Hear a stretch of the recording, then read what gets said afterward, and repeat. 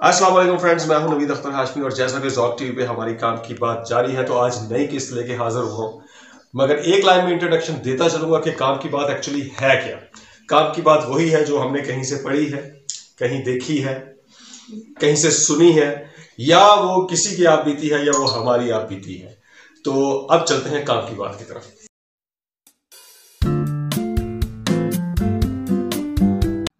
जी तो फ्रेंड्स, चलते हैं काम की बात की तरफ। आज किस्त नंबर 96 लेके हाजिर हुआ हूं। तो आज का वाकया जो है, क्योंकि हम ट्रांसफ़र कर रहे हैं नॉलेज को, तो आज का वाकया कारून का बड़ा जिक्र है। कारून की बड़ी मिसालें दी जाते हैं, कहते हैं तुम्हारे पास कौन सा कारून का ख़जाना आ गया। तो आखिर ये कारून है क्या और कौन है, इसके बारे में आज मैं बात करने जा रहा हूँ। कारून एक्चुअली हज़रत मूसा अलैहिस्सलाम के चचा यसहर का बेटा था और ये कज़न ही बनता है हज़रत मूसा अलैहिस्सलाम का। तो ये बड़ा ही खूबसूरत शख्स था। तो इसको मुनव्वर भी लोग कहते थे, यानी रोशन, इसके नाम से भी मशहूर था। इसके अलावा इसमें ख़ास बात ये थी कि ये बड़ा खुश इखलाक शख्स था। ठीक है, तो इसके पास मालो दौलत बहुत आना शुरू हो गया। ठीक है, तो इसने सोबस में दौलत ज़्यादा से ज़्यादा इकट्ठी करनी शुरू कर दी। अब हुआ क्या कि दौलत तो इसके पास बहुत आ गई। इसने इतनी दौलत जमा की, इतनी दौलत जमा की, इतनी दौलत जमा की कि एक वक़्त आया कि इतना बड़ा ख़जाना था कि 100 ऊँटों के ऊपर, कहते हैं कि कारून के ख़जाने की चाबियाँ जाती, यानी जो चाबियाँ थी सिर्फ ख़जाने की, जिन कमरों में वो ख़जाना रखा जाता था, तो 100 ऊँटों के ऊपर वो चाबियाँ ही रखी जाती थी। इतनी बड़ी मिसाल दी जाती। तो क्या हुआ कि ये हज़रत मूसा अलैहिस्सलाम ने जब यानी कि तबलीग करनी शुरू की, अल्लाह ताला की तालीमात फैलाना शुरू की, अपनी किताब के बारे में बात करना शुरू की, तो अल्लाह के अहकाम लोगों को पहुँचाए, तो ये हज़रत मूसा के ख़िलाफ़ हो गया ना। तो इसने जलन रखनी शुरू कर दी कि ये, क्योंकि वो अपने आप को सब कुछ समझता था कि जो मैं निकालूं मुंह से पूरा हो जाए, क्योंकि उसके पास पैसा था। तो जिसके पास पैसा होता है या पावर होता है, वो चाहता है कि जो मैं कहूँ बस वही हो जाए। मगर ये नहीं पता कि पैसा पावर जो सा है ये किसी टाइम भी निकल सकता है ना हाथ से। तो खैर ऐसी बात है कि कारून को जब कारून वो बंदा था कि कारून ने क्या हुआ कि हज़रत मूसा अलैहिस्सलाम के ऊपर इल्ज़ाम तक लगाने की कोशिश की। तो जब इसने, क्यों इल्ज़ाम तो लगाया लगाया, मगर उससे पहले एक बात और बताता चलूँ कि हज़रत मूसा अलैहिस्सलाम ने जब ज़कात के हुक्म के बारे में बताया कि अल्लाह ताला ज़कात का ये हुक्म देता है, तो कारून ने वादा किया कि वो अपनी जितनी भी दौलत है उसका 1000वां हिस्सा जो है वो ज़कात में देगा। तो हज़रत मूसा ने कहा चलो ठीक है, आप ज़कात दो।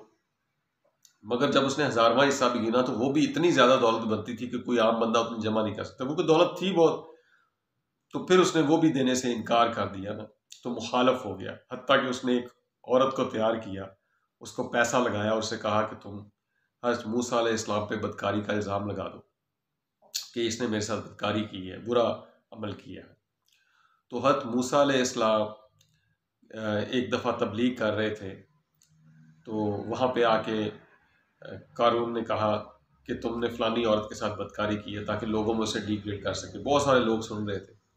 तो क्या हुआ कि हज़रत मूसा ने कहा कि उस औरत को मेरे सामने लाओ। जब वो औरत सामने आई तो हज़रत मूसा ने कहा कि तुम्हें कसम है उस रब की जिसने दरिया को फाड़ के रास्ता निकाल के फ़िरौन की फ़ौज से तुम्हें निजात दी थी, हमें निजात दी थी सबको, कि सच्चाई क्या है।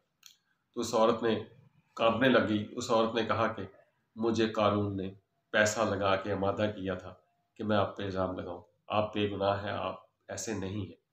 तो हज़रत मूसा ने वहाँ सजदा किया। सजदा करके तो हज़रत मूसा ने फिर कारून को ये कहा कि तुमने क्योंकि इल्ज़ाम लगाया है मुझ पे, ठीक है, तो इसलिए मैं तुम्हें मैं चाहता हूँ कि तुम, यानी कि ना, तुम अपनी ज़कात भी नहीं देते, तो इसलिए जो है ना मैं तुम्हें गर्क करना चाहूँगा। तो तुम ईमान ले आओ और इस बात से तौबा कर लो। तो उसने क्या किया कि हज़रत मूसा अलैहिस्सलाम ने कारून के लिए दुआ की। कारून को कहा कि तुम्हारे साथ जो लोग हैं वो एक साइड पे हो जाए और जो बाकी लोग एक साइड पे। सिर्फ 2 शख्स जो से थे वो कारून के साथ मिक्स हो गए, उन्होंने कारून के साथ रहे। और बाकी जो से शख्स थे वो हज़रत मूसा की तरफ चले गए। तो हज़रत मूसा ने दुआ की तो कारून जो सा है वो उसका वो घुटनों तक जो सा है वो ज़मीन में धंस गया। हज़रत मूसा ने कहा कि या ज़मीन इसको पकड़ ले। जब उसको पकड़ लिया तो उसके जो दो शख्स थे वो भी साथ पकड़े, तो कारून फिर भी जो सा था वो नरम ना हुआ। तो हज़रत मूसा ने कहा कि इसको और ज़मीन पकड़ ले। तो फिर क्या हुआ कि जब वो टांगे उसके अंदर गईं तो फिर कारून रोने लगा, चीखने लगा, पीटने लगा, वास्ते देने लगा, रिश्तेदारी के वास्ते देने लगा। और जो दूसरे लोग थे वो उन्होंने इल्ज़ाम लगाया हज़रत मूसा पे, जान मरते हुए भी उन्होंने कहा कि मूसा इसलिए ये सब कुछ कर रहे हैं ताकि कारून की दौलत पे कब्जा कर सकें, जायदाद पे कब्जा कर सकें। तो हज़रत मूसा अलैहिस्सलाम ने दुआ की कि या अल्लाह ताला कारून के साथ इसकी तमाम दौलत जो सी है इसको भी ज़मीन में धंसने का हुक्म कर दे। तो फिर क्या हुआ कि कारून के साथ वो सारी दौलत जो सी थी, वो इतने हीरे जवाहरात सोने जिनकी चाबियां ऊँटों पे जाती थी, वो सब कुछ ज़मीन में धंस गया। कारून का महल भी ज़मीन में धंस गया, कारून की चाबियां भी ज़मीन में धंस गई और कारून खुद भी ज़मीन में धंस गया। इस तरह जो सा है कारून का वाक़या जो सा है रिकॉर्ड किया गया है। तो इससे सुनाने का मकसद आपको ये है कि दौलत जो सी है इस पे घमंड नहीं करना चाहिए, ठीक है। और दौलत की वजह से किसी मुखलस और नेक शख्स के ऊपर इल्ज़ाम नहीं लगाना चाहिए, उसको डिग्रेड नहीं करना चाहिए। दौलत के बलबूते पे आप दूसरों को डिग्रेड ना करें, क्योंकि हो सकता है कि वो दौलत वो जो जिस बंदे को आप कर रहे हैं उसकी दुआ जो सी है वो आपकी दौलत को भी ख़त्म कर दे और आपको भी ख़त्म कर दे। बहुत बहुत शुक्रिया। यहाँ से नवीद अख्तर हाशमी को इजाज़त दीजिए। अल्लाह हाफ़िज़।